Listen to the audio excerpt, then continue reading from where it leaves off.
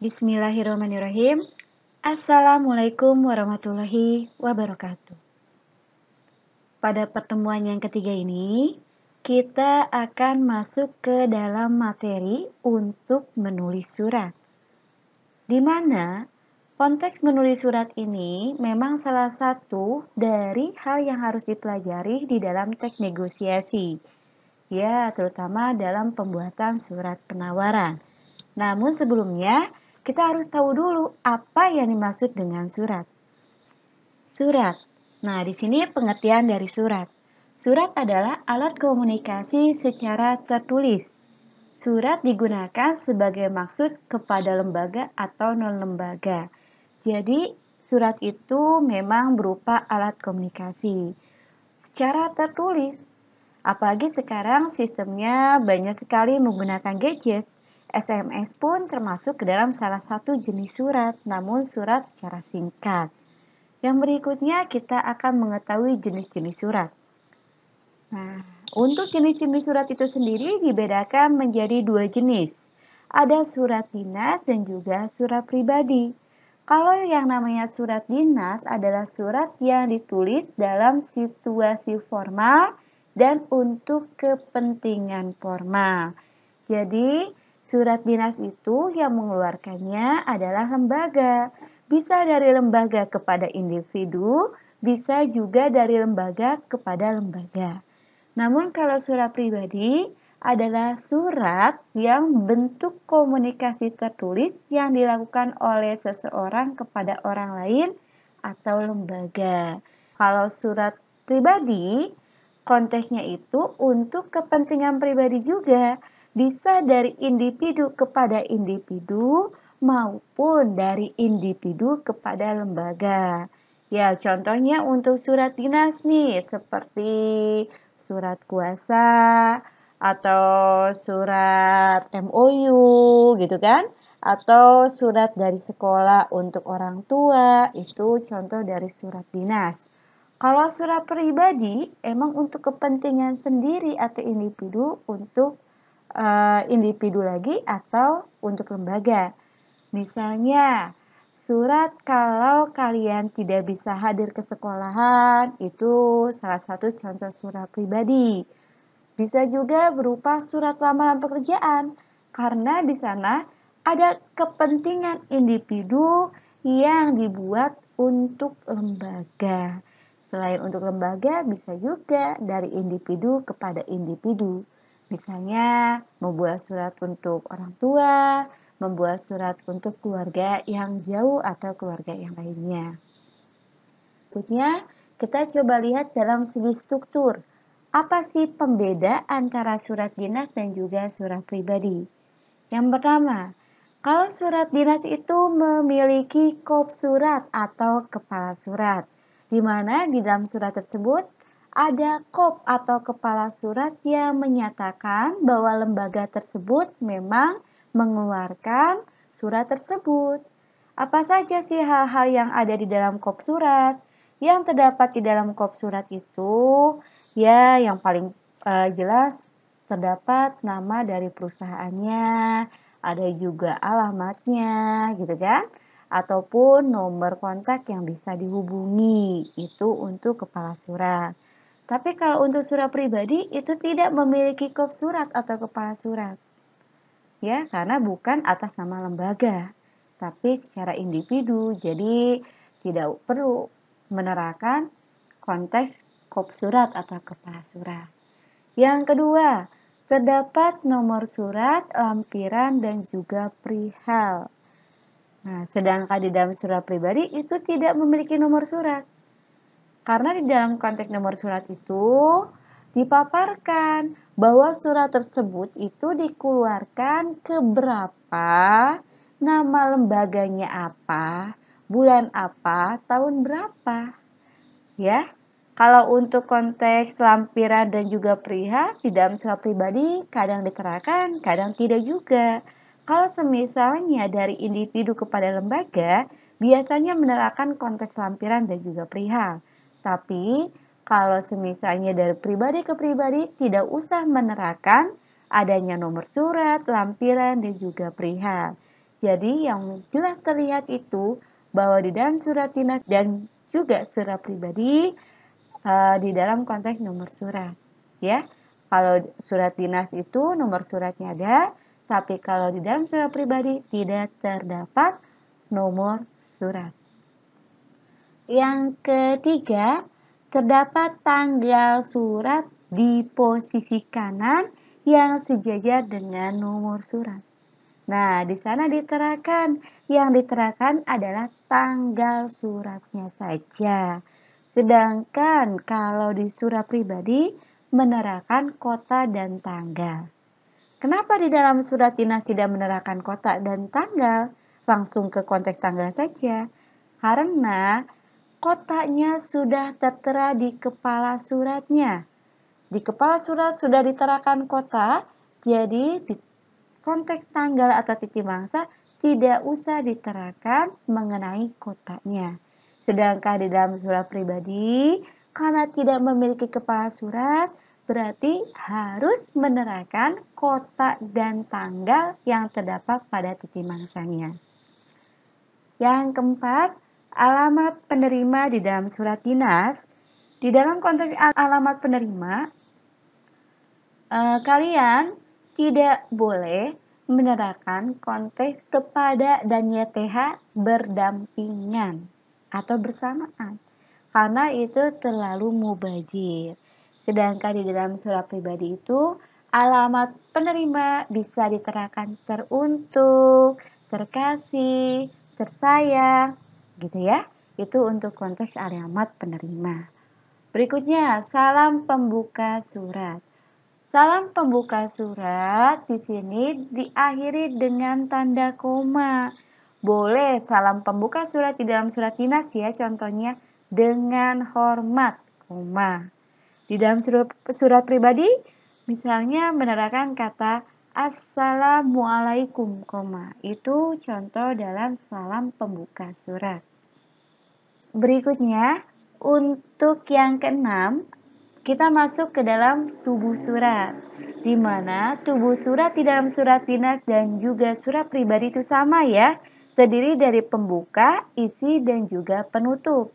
Namun, pasti di dalam konteks isinya akan berbeda antara surat dinas dan juga surat pribadi.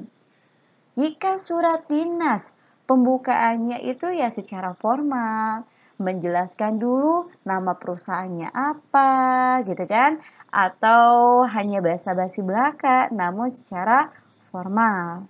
Namun kalau surat pribadi, kalau yang ditanyakan konteks pembuka surat biasanya diawali dengan menanyakan kabar. Itu untuk pembukaan di dalam surat pribadi. Contohnya, halo Kak, apa kabar? Sudah lama ya kita tidak bertemu. Nah, itu konteks pembuka di dalam surat pribadi. Namun, kalau di dalam surat dinas, itu konteks pembuka suratnya ya macam-macam. Bisa pengenalan dulu perusahaannya, atau bisa juga berhubung dengan adanya surat ini, gitu kan? Itu konteks di dalam surat dinas. Berikutnya isi. Isinya kalau surat dinas harus baku ya, dan juga benar-benar penggunaan bahasanya formal. Kalau surat pribadi tidak terikat untuk konteks isinya. Begitupun dengan bagian penutupnya. Yang berikutnya, yang ketujuh, salam penutup surat. Kalau tadi diawali salam pembukanya dengan kata dengan hormat, berarti salam penutupnya pun diakhiri dengan hormat kami. Nah, berikutnya nama, jabatan, dan tanda tangan penanggung jawab. Nah, di sana diterangkan mengenai nama dan jabatannya, gitu ya. Dan harus ada tanda tangan untuk mengesahkan bahwa memang surat tersebut memang sudah ditandatangani, bahkan bisa ditambahkan dengan adanya stempel untuk menguatkan juga. Sedangkan untuk surat pribadi, cukup dengan menerangkan nama dan tanda tangan si pengirim. Berikutnya, karena di sini kita membahas mengenai teks negosiasi, Berarti yang akan kita bahas pun mengenai konteks surat penawaran. Karena surat penawaran ini adalah salah satu dari contoh surat dinas. Ya, kita lihat dulu apa sih pengertian dari surat penawaran. Surat penawaran adalah satu di antara jenis surat yang berisikan penawaran sesuatu kepada organisasi atau perusahaan tertentu. Penawaran tersebut bisa berupa pengadaan barang, penawaran harga suatu produk, atau bentuk kerjasama lainnya. Surat penawaran termasuk ke dalam jenis surat niaga, yaitu surat yang dipakai oleh orang-orang atau instansi atau perusahaan yang mengadakan usaha dengan tujuan mencari laba atau keuntungan. Nah, nanti ketika di dunia kampus kalian akan terbiasa dengan pembuatan MOU. Pembuatan MOU itu adalah surat kerjasama di mana di sana terdapat suatu negosiasi jika akan bergabung atau menjadi sponsor dari acara tersebut, apa saja sih poin-poin penting yang akan menguntungkan dari kedua belah pihak. Misalnya, kita membutuhkan dana dalam pembuatan acara tersebut, sedangkan si perusahaan itu ingin produknya itu bisa dikenal oleh semua orang, bahkan diterakan di posternya, diterakan di baligonya, atau ingin diterakan di pakaian dari kepanitiaan. Nah, itulah salah satu dari tawar-menawar yang saling menguntungkan kedua belah pihak. Makanya dibuatlah suatu surat yang berupa surat kerjasama atau dikenal dengan MOU. Nah, berikutnya hal-hal yang harus dicantumkan di dalam konteks surat penawaran.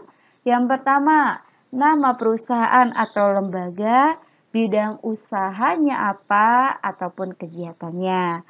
Yang kedua, gambaran kemampuan yang dimiliki, tenaga ahlinya apa, dan peralatan yang dipergunakannya bagaimana.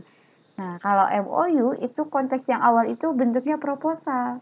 Membuat dulu proposal, kalau sekiranya si perusahaan tersebut berminat untuk bekerja sama, baru kita buatkan MOU-nya. Jadi, di sana ada gambaran dulu mengenai kegiatannya itu seperti apa, struktur kepanitiaannya itu bagaimana, perlengkapan alatnya bagaimana, pemasukan dananya dan pengeluarannya itu untuk apa saja, itu diterapkan di dalam proposal, bahkan di MOU akan ditegaskan berapa saja kerjasama yang real, saling menguntungkan antara kedua belah pihak. Yang ketiga, pekerjaan atau proyek yang telah ditangani, harapan dan prospek yang dikendaki oleh penjual. Nah, di sini pun ada unsur proyek yang telah ditangani. Semisalnya kalau kegiatan tersebut memang kegiatan yang sering dilakukan, berarti di sana diterangkan bahwa kegiatan ini adalah kegiatan rutinitas yang selalu diadakan di pihak lembaga tersebut, gitu ya. Terdapat juga suatu harapan. Dengan adanya kerjasama ini diharapkan berjalannya kegiatan bisa lebih baik lagi, gitu ya. Nah, di sana diterangkan prospek yang dikehendaki oleh penjual. Nah, prospeknya apa saja? Kalau misalnya udah deal, pembeli pun pasti menginginkan prospek juga. Biar ada unsur kerja sama yang saling menguntungkan. Yang keempat, jenisnya, jumlah, dan harga satuan barang yang ditawarkan. Nah, kalau konteksnya itu misalnya kerjasama untuk menjualkan barang orang tersebut, berarti nanti diterapkan perincian barangnya. Atau misalnya kalau kita membuat surat penawaran, kita bisa menerapkan di sana harga per itemnya atau per bendanya itu seperti apa gitu ya. Misalnya kalau kita sebagai perusahaan alat tulis, berarti pensil harganya satuannya berapa, mereknya apa, itu harus diterapkan di dalam surat tersebut. Yang diterapkan di konteks lampiran atau bentuk rincian-rinciannya. Nah, karena kita di sini membicarakan mengenai unsur surat penawaran, berarti sekarang kita lihat dulu yuk contoh di dalam surat penawaran itu seperti apa. Nah, ini adalah bentuk di dalam surat penawaran. Namun, surat yang diterangkan ini masih banyak kekeliruan yang harus kita perbaiki. Dengan kita mengetahui kesalahan di dalam penulisan surat, berarti kita bisa mengetahui atau meningkatkan unsur kepekaan bahwa ternyata tata tulis di dalam surat itu yang benarnya seperti apa. Ya, yuk kita lihat dulu di dalam kop suratnya. Untuk bagian awal ini adalah kop surat. Di dalam kop suratnya terdapat nama lembaganya, yaitu PT Selalu Jaya. Namun harus ingat, penulisan PT tidak boleh diakhiri dengan tanda titik. Tapi penulisan PT langsung saja ditulis lengkap. Karena nama lembaga itu tidak diterakan akhiran titik. Yang diterakan akhiran titik itu untuk menyingkat nama, untuk jabatan, gelar, dan pangkat, dan juga untuk bahasa Indonesia yang lazim. Untuk nama lembaga tidak boleh menerapkan tanda titik. Ya, jadi tanda titik itu hanya digunakan untuk 3 konteks saja, seperti menyingkat nama. Misalnya Muhammad Dahlan menjadi M. Dahlan. Terus untuk menyingkat gelar jabatan dan pangkat. Contohnya PPK titik untuk menyingkat nama Bapak. Terus penyingkatan jabatan. Misalnya jabatannya itu sebagai profesor, berarti Prof titik. Atau untuk gelar sarjana hukum, S titik, H titik. Itu baru menggunakan titik. Yang ketiga, digunakan untuk penulisan istilah atau bahasa Indonesia lazim. Contohnya, dan lain-lain disingkat DLL titik. Dan kawan-kawan disingkat DKK titik. Terus ada lagi atas nama A titik M titik sampai dengan S titik D titik. Kalau untuk bahasa Indonesia lazim yang terdiri dari 3 huruf, penggunaan tanda titiknya hanya diterapkan 1 di belakang dari 3 huruf tadi. Tapi kalau terdiri dari 2 huruf, tanda titiknya digunakan di tiap belakang hurufnya. Contohnya atas nama tadi kan disingkatnya A titik N titik sampai dengan S titik D titik. Jadi kalau kalian melihat konteks S garis miring D itu keliru, bukan S atau D, tapi harusnya S titik D titik. Itu selalu muncul nih di dalam konteks ketidakbakuan. Penulisan S garing D yang benarnya itu adalah S titik D titik. Berikutnya,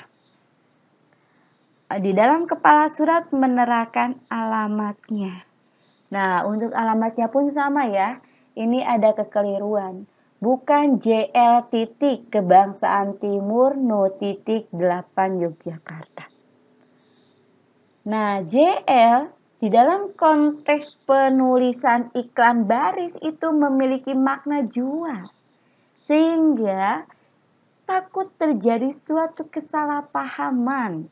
Sehingga penulisan untuk jalan tidak boleh disingkat JL. Bahkan JLN pun jangan. Lebih baik ditulis secara lengkap. Jalan Kebangsaan Timur 8 Yogyakarta. Penulisan no titik itu juga dianggap keliru karena 8 sudah menunjukkan angka. Terus yang berikutnya menerangkan nomor telepon. Untuk konteks nomor telepon, di sana sudah bentuknya nomor di belakangnya. Sehingga tidak usah kita perjelas lagi dengan nomor. Hapus kata nomornya, tapi kita langsung terapkan telepon. 0274 65 65 65. Nah, kalau kalian membaca angka ada di sini kosong, itu bukan kosong. Karena kosong bukan bentuk dari angka, ya. Tapi dibacanya adalah 0. 0274 65 65 65 65 656. Oke.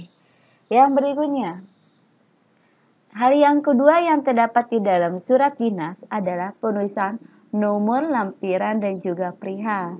Nah, tadi disebutkan di dalam konteks nomor itu terdiri dari nomor surat itu dikeluarkan ke yang berapa. Di dalam kesekretariatan, penulisan nomor itu penting. Bahkan ketika kalian melegalisasi ijazah kalian pun, itu biasanya tiap orang memiliki nomor legalisasi yang berbeda-beda. Karena sekolah memiliki catatan tertentu bahwa kalian itu berada pada urutan keberapa. Gitu ya. Jadi semisalnya kalau kalian baru membuat suatu agenda atau kegiatan, berarti diawali dengan 001. Misalnya, yang pertama, kalian ingin mengadakan kegiatan, berarti 001. Terus yang berikutnya, kalian ingin melakukan peminjaman tempatnya dulu, berarti itu nomornya 002. Berikutnya terus sampai 003, 004, 005 gitu ya. Dan setiap nomor itu kalian harus memiliki catatannya itu digunakan untuk apa. Nah, di sini ternyata bentuk kerjasama dengan perusahaan PT Maju Terus itu merupakan nomor surat yang ke-35. Sehingga diterapkanlah di sana 035. Berikutnya, garis miring SJ. SJ ini adalah nama lembaganya yang mengeluarkan surat tersebut. SJ singkatan dari Selalu Jaya. Berikutnya di sini ada angka 2 Romawi. Angka 2 Romawi ini menandakan bulan dikeluarkannya. Kalau misalnya dikeluarkannya bulan Maret berarti 3 Romawi. Kalau 4 Maret berarti 4 Maret. Kalau bulan April berarti angka 4 Romawi gitu ya. Berarti setiap bulannya diterapkan dalam bentuk angka Romawi. Dan berikutnya diakhiri dengan tahun dikeluarkan surat tersebut yaitu 2021. Ya.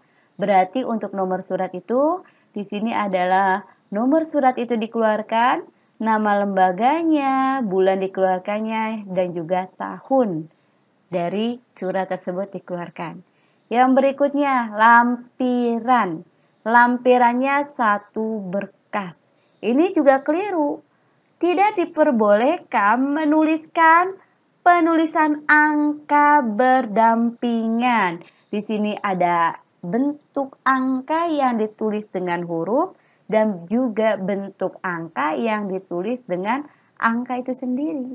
Jadi, sehingga penulisan yang benar itu karena terdiri dari satu kata. Jadi penulisan bilangan itu ada yang menggunakan angka, ada yang menggunakan huruf. Namun, penulisan angka dan huruf bisa disatukan jika itu berhubungan dengan penulisan angka berupa akte biasanya ya. Berupa uang itu di dalam akte gitu ya. Itu baru harus diterapkan angka dan juga huruf berbarengan di dalam satu konteks. Gitu, atau di dalam kwitansi itu biasanya di atasnya itu diterapkan penulisan dengan menggunakan huruf, di bawahnya diterapkan dengan tulisan angka. Karena di sana konteksnya memang diperbolehkan seperti itu. Namun di luar dari itu tidak usah ya menerapkan angka dan juga huruf untuk menyatakan bilangan dalam satu konteks. Sehingga jika ada lampiran Di sini ada angka 1 yang berupa angka dan 1 yang berupa huruf. Yang diambil adalah penulisan menggunakan huruf, yaitu SATU. Kenapa seperti itu? Kok tidak mengambil yang angka? Karena ada aturannya di dalam bahasa Indonesia, kalau penulisan bilangan yang terdiri dari 1 atau 2 kata, itu harus menggunakan penulisan huruf, kecuali rincian. Ya, jadi kalau lebih dari 2 kata itu baru menggunakan angka. Contohnya ya, semisal ada tulisan ada 2 orang terluka. Penulisan 2 itu menggunakan huruf D, U, A. Tapi kalau ada 24 orang terluka, itu baru menggunakan angka. Kenapa menggunakan angka? Karena 24 itu terdiri dari 3 kata. Kalau 12 itu terdiri dari 2 kata, sehingga menggunakan huruf. Karena ada kata 2 dan juga belas. Tapi kalau 24 itu lebih dari 2 kata, sehingga harus menggunakan angka. Kecuali rincian.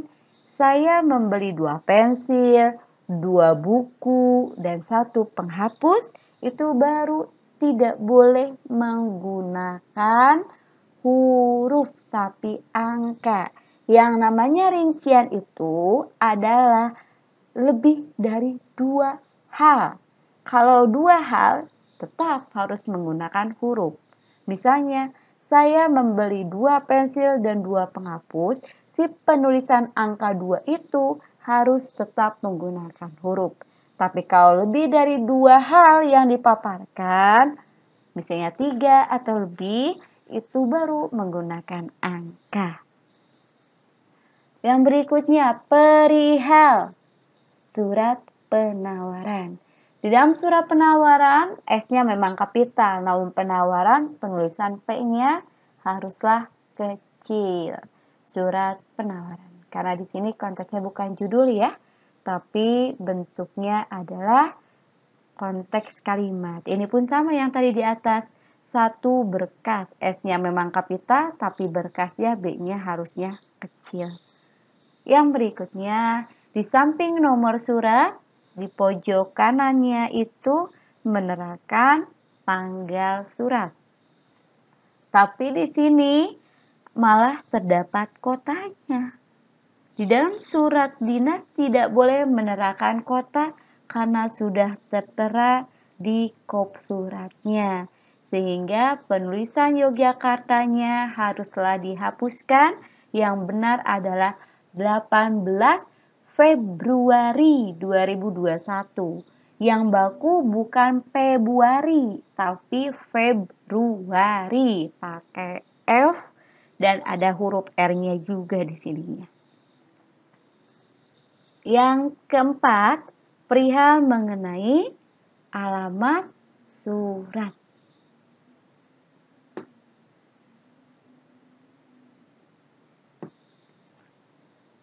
Untuk alamat yang dituju di dalam surat, jika sudah ada yang terhormat, tidak boleh diawali dengan kata kepada. Ya, sehingga penulisan kata kepada YTH itu salah. Dihilangkan kata kepadanya. Dan yang berikutnya, YTH. Nah, ini bentuk penyingkatan bahasa Indonesia secara lazim. Yang terhormat, YTH. Karena terdiri dari 3 huruf, penulisannya diakhirinya dengan tanda titik. YTH titik, bukan koma. Berikutnya, di depannya TH tidak boleh diterakan kata bapak, diterakan kata ibu. Jadi penulisan bapak di sini harus dihilangkan, langsung saja yang terhormat YTH titik manajer. Ya. Nah, di sini bukan manajer. Yang benar adalah manajer. Karena di dalam konteks kefakultasan pun bukan manajemen, tapi manajemen. Sehingga yang benar bukan manajer, tapi manajer. Ya, yang terhormat titik, YTH titik, manajer. Itu salah, tapi manajer yang benarnya ya. YTH titik, manajer. PT maju terus, ini sama ya, penulisan PT-nya tidak boleh ada tanda titik. Terus jalan tadi juga sudah dijelaskan, tidak boleh disingkat, ditulis jelas jalan dan tidak boleh diterakan nomor. Dan berikutnya, di belakang tulisan ini tidak boleh ada tanda baca. Ini tidak boleh ada tanda koma, ya ini pun tidak boleh ada tanda koma. Yang ini tidak boleh ada tanda titik. Tanda komanya ini diubah menjadi tanda titik ya, YTH titik. Dihapus kata bapaknya. Nah, terus di sini penulisan jalannya tidak boleh disingkat JL, tapi secara jelas Jalan Malioboro 23. Nah, nomor 23 Yogyakarta. Berikutnya salam pembuka. Untuk salam pembuka di sini digunakan kata dengan hormat. Penulisan dengan hormat, penulisan haknya haruslah kecil dan diakhiri dengan tanda koma. Dengan ini perkenankanlah saya memperkenalkan perusahaan saya kepada Bapak. Nah, penulisan Bapak di sini B-nya harus kapital. Kenapa harus kapital? Karena konteks di sini Bapak Ibu di sana adalah antara si penerima dan juga antara si pengirim dan si penerima. Jadi si penerima itu adalah lawan bicaranya. Karena lawan bicara itu wajib diawali dengan huruf kapital. Contohnya, mau kemana Pak? Pagi-pagi seperti ini kok sudah rapi? Nah, penulisan Pak di sana P-nya kapital. Karena orang yang dianggap memang menjadi lawan bicara kita. Sehingga penulisan Bapak di sini B kapital karena kita anggap sebagai orang yang menjadi lawan bicara kita. Ya, atau istilah lainnya memang berupa kata sapaan, menyapa orang yang memang ada. Gitu. Dan di sini karena konteksnya antara satu perusahaan dengan satu perusahaan, sehingga jangan menggunakan konteks saya, tapi gunakan kata ganti orang ke satu yang jamak. Jadi menggunakan kata kami. Iya. Berarti kata saya di sini kita ubah menjadi kata kami. Nah, perusahaan tadi kan sudah jelaskan perusahaan kami bernama PT. Dihilangkan titiknya. PT Selalu Jaya yang bergerak di bidang distributor alat tulis kantor. Nah, nanti kita akan pelajari ya perbedaan penulisan di yang digabungkan dan juga di yang dipisahkan. Sebenarnya mudah. Penulisan di yang digabungkan itu jika bentuknya berupa kata kerja. Tapi kalau di yang dipisahkan itu jika bentuknya itu berupa suatu posisi atau lokasi dan letak ya. Itu baru dipisahkan. Saya berada di rumah, penulisan di itu pasti dipisahkan. Saya berada di antara, itu pun sama, di-nya itu harus dipisahkan. Saya bergerak di bidang, itu juga menyatakan suatu posisi. Tapi kalau dimarahi, dicubit, ditinggal, itu baru suatu pekerjaan yang harus di-nya itu digabungkan. Berikutnya kita lanjut lagi ya. Oke, di paragraf yang kedua di dalam konteks tubuh surat, kita lihat, menurut informasi yang, bukan saya ya, tadi kami. yang kami peroleh PT, titiknya kita hilangkan. PT Maju Terus adalah perusahaan properti yang sedang berkembang pesat dan akan membuka lagi beberapa kantor pemasaran di Yogyakarta. Nah, ini D-nya dipisah karena lokasi. Sehubungan dengan hal tersebut maka, nah ini di sini terdapat kekeliruan. Ada kata sehubungan, ada kata maka. Ingat, tanda koma di sini muncul jika penggunaan konjungsi yang munculnya berupa konjungsi pertentangan. Tetapi sedangkan melainkan itu baru muncul tanda koma sebelumnya. Tapi kalau kata maka tidak boleh ada tanda koma. Tapi konteks di sini bagian awal sudah merupakan anak kalimat. Sehingga untuk glosa yang keduanya ini tidak boleh lagi berbentuk anak kalimat. Sehingga yang kita lakukan adalah mengubah anak kalimat yang kedua ini menjadi induk kalimat dengan menghilangkan konjungsinya. Nah, jadi ini konteks kalimat yang benarnya ya. Sehubungan dengan hal tersebut, kami menawarkan. Bukan ada kata maka di sini. Kalau kalian menemukan surat, karena adanya kejadian tersebut, maka itu berarti salah. Karena di dalam konteks awal sudah ada kata karena. Di konteks berikutnya tidak boleh ada kata maka. Penggunaan dua konjungsi dalam satu glosa, bukan satu glosa, dalam satu kalimat itu mengubah kedua hal tersebut itu rancu atau berupa kalimat yang tidak efektif. Karena tidak memiliki induk kalimat berupa anak kalimat yang digabungkan dengan anak kalimat. Itu sudah pasti keliru. Wajib ada induk di dalam satu konteks kalimat. Oke, kita lihat lagi. Sehubungan dengan hal tersebut, kami menawarkan beberapa produk alat tulis yang kami pasarkan. Bersama ini kami lampirkan daftar barang beserta harganya masing-masing. Jika perusahaan Bapak, nah di sini tadi kan karena kata sapaan, berarti B-nya kapital. Jika perusahaan Bapak membutuhkan layanan kami, cukup menghubungi kami. Ini kurang huruf G ya. Menghubungi kami melalui nomor Oke, ingat bukan kosong tapi 0. Oke. Nomor 027465655656 dan kami akan mengantarkan barangnya langsung ke lokasi.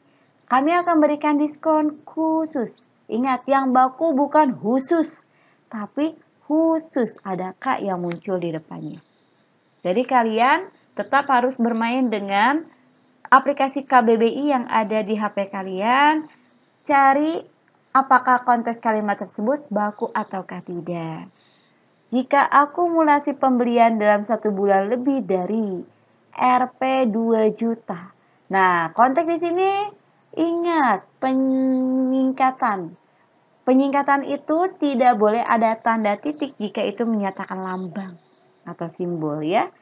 Dan juga tidak boleh dibiasakan menggunakan angka yang berupa angka akuntan ya. Kita tetap haruslah baku menggunakan tanda 02 di belakangnya. Dan tidak boleh kita menerapkan dua lambang bilangan. Ini menggunakan angka, ini menggunakan huruf. Kita harus memilih salah satu. Nah, ini ya.